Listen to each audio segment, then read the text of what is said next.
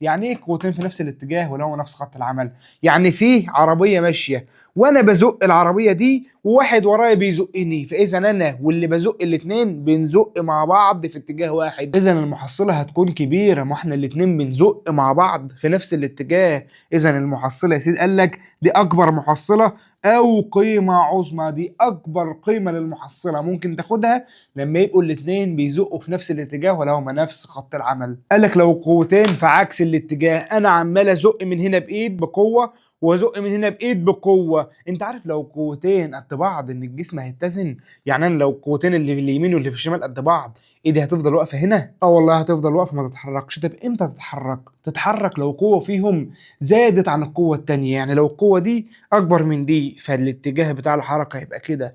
طب لو القوه دي هي اللي اكبر، اتجاه الحركه يبقى كده. اذا المحصله هنا ايه؟ المحصله هنا الفرق ما بين القوتين، القوه دي اللي هي الصغيره هطرحها من القوه دي اللي هي الكبيره يديني المحصله. امال ايه المقياس اللي هو حاططهولي ده؟ حاططهولي عشان اطلع المحصله بالموجب، ومش فارق لي اطرح مين من مين، الصغير ناقص الكبير او الكبير ناقص الصغير، واحطهم في مقياس هلاقي المحصله في الاخر موجب.